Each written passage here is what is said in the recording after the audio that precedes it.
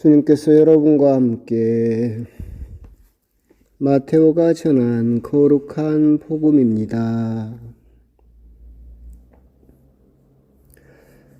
그때 예수님께서 말씀하셨다. 고생하며 무거운 짐을 진 너희는 모두 나에게 오너라. 내가 너희에게 안식을 주겠다. 나는 마음이 온유하고 겸손하니 내 멍에를 메고 나에게서 배워라. 그러면 너희가 안식을 얻을 것이다. 정녕 내 멍에는 편하고 내 짐은 가볍다. 주님의 말씀입니다. 참 예수님, 오늘 하루도 잘 보내셨습니까? 무탈하게 보내는 하루하루가 사실은 은총입니다. 오늘은 이제 비가 좀 이제 소식이 끊기고 이제 무더위가 본격적으로 시작되려고 하는 그런 기미가 보이는 그런 하루였습니다. 오늘은 복음이 짧죠. 그러면서도 사실은 우리들에게 큰 위로를 주는 그런 말씀이기도 합니다. 고생하며 무거운 짐을 진 너희는 모두 나에게 오너라. 내가 너희에게 안식을 주겠다라고 이야기를 하시죠.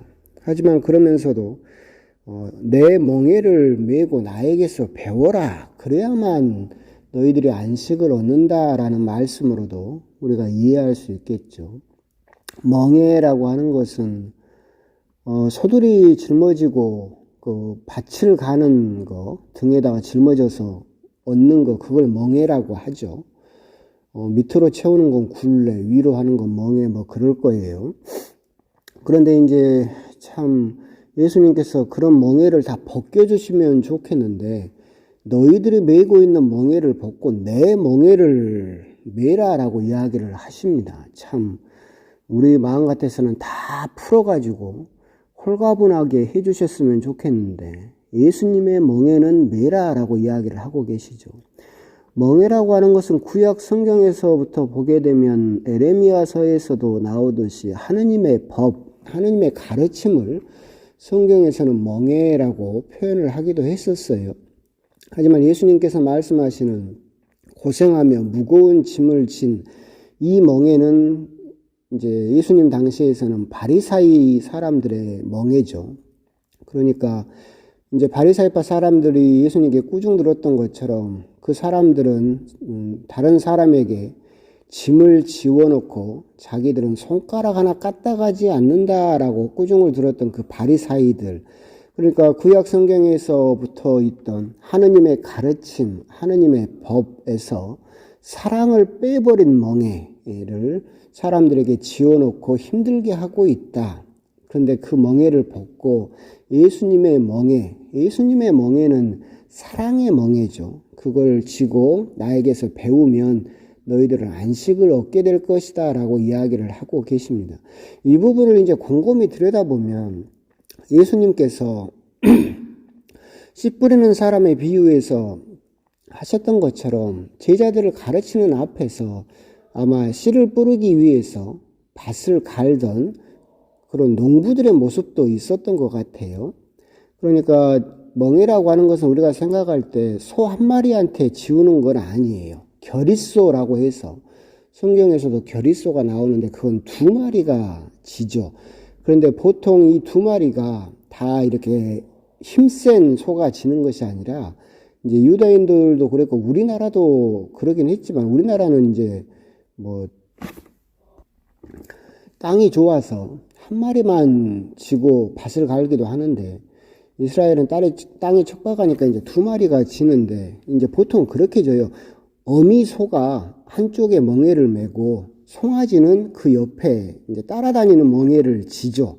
그러니까 이게 무슨 말이냐면 밭은 실제로는 어미 소가 다 갈아요. 근데 송아지는 엄마를 따라다니면서 사실은 엄마한테 배우는 거죠. 밭을 어떻게 가는지. 그래서 보기에는 소 두 마리가 메여서 함께 밭을 가는 것처럼 보이지만 실제로 밭은 어미 소가 다 갈죠.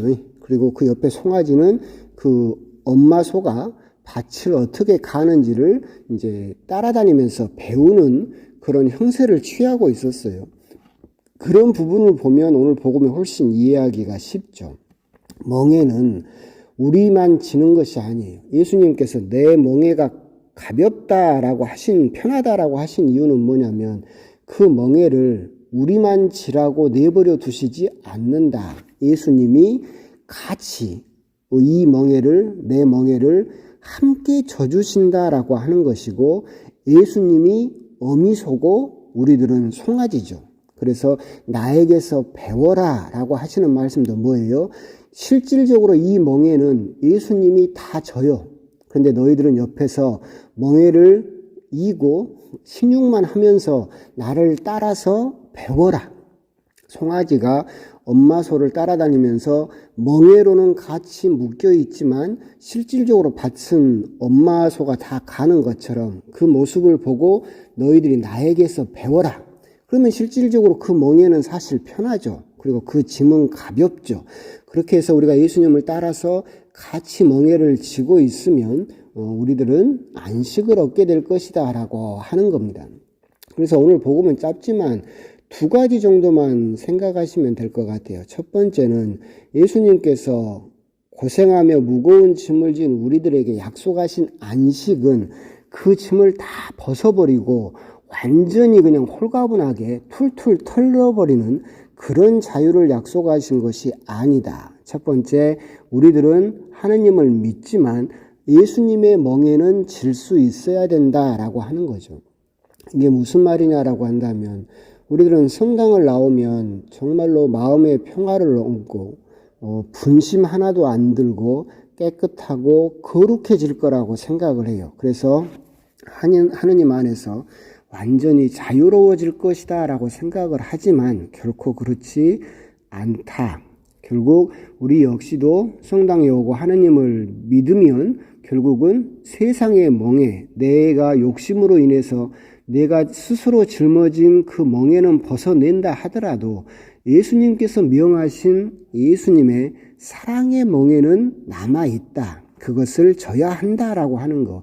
그것이 어쩔 때는 의무처럼 다가오기도 하고 어떻게는 부담처럼 다가오기도 하지만 그 멍에를 메고 예수님을 따라서 배워야만 우리들은 참다운 안식에 이룰 수 있다라고 하는 것이죠. 두 번째 오늘 복음에서 우리가 기억해야 할 것은 그 멍에는 그렇다고 해서 우리 혼자 지고 가는 것은 아니다. 결국 이 멍에는 예수님께서 말씀하신 것처럼 둘이 진다.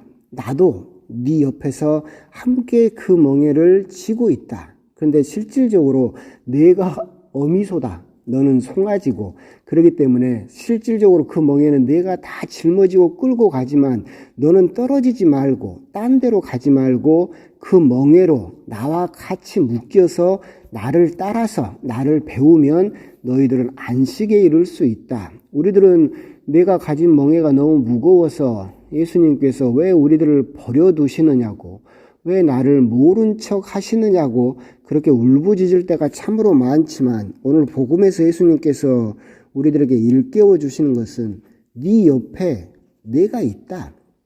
네가 고통받을 때 그냥 너를 내버려 두는 것이 아니라 나는 더 큰 고통을 받는 네 옆자리를 차지하고 너와 함께 걸어가고 있다라고 하는 것. 이 멍에는 결코 나 혼자 지고 있는 것이 아니다라고 하는 것. 그것을 우리들은 기억하실 필요가 있겠다라고 하는 겁니다. 그러게 됐을 때 우리들은 예수님의 멍에가 편하고 예수님의 짐이 예수님이 다 지니까 가볍다라는 것을 깨닫게 되면 참으로 참된 안식을 얻게 될 것이다 라고 하는 것. 그런 부분에 대해서 우리가 오늘 복음을 통해서 생각해 볼 수 있는 그런 부분이기도 합니다. 그러면서 저는 또 이런 생각을 했어요. 고생하며 무거운 짐을 진 너희는 우리 모두가 그렇죠. 이 세상 살면서 무거운 짐이 없는 사람은 한 명도 없어요.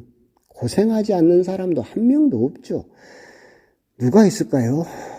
아무도 없을 거예요. 다 나름의 짐을 지고 있고 나름의 고생들을 다 하고 있고 그리고 내가 지고 있는 짐은 다른 사람보다도 엄청 더 무겁죠. 유독 내 짐만 그렇게 더 무거워요. 그리고 나만 그렇게 고생을 하고 있는 것처럼 보이죠. 그런 우리들에게 예수님께서 너희들은 나에게 와라. 그럼 안식을 주겠다라고 이야기를 하시는데, 고생하며 무거운 짐, 우리들에게 무거운 짐은 과연 뭘까요?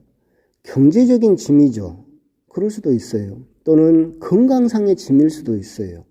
근데 요즘 부쩍 든 짐은 뭐냐면 우리들의 영성적인 짐, 심리적인 짐이라는 생각이 많이 들죠. 뭐 요즘 계속해서 자꾸 언급을 하긴 하지만 그런 자살에 대한 이야기를 할 때 그런 분들이 돈이 없어서 자살했을까요? 아니면 뭐 건강상의 이유로 자살했을까요? 자기 목숨을 포기하는 수많은 사람들을 봤을 때 결국은 그 무거운 짐은 많은 부분, 심리적인 부분에서 기인하는 경우가 굉장히 많죠. 그죠? 그러니까 이런 걸 따졌을 때 보통 이 무거운 짐은 여성들에게는 주로 과거에서 오는 짐이에요.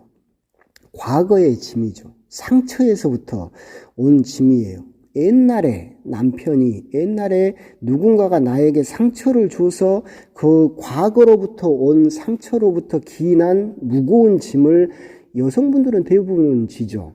남성분들의 짐은 미래에서 온 짐이에요. 무슨 말이냐면 남성들은 과거를 잘 기억 못해요. 남성들은 원래 그렇게 되어 있어요. 과거의 상처는 잘 기억을 못하지만 남자들이 이게 정말 무겁다, 괴롭다, 죽을 정도다라고 하는 무거운 짐은 뭐냐면 대부분 미래에서 오죠. 아, 지금의 이 생활이 전혀 희망이 없다. 계속 이렇게 살아도 전혀 달라질 것 같지 않다.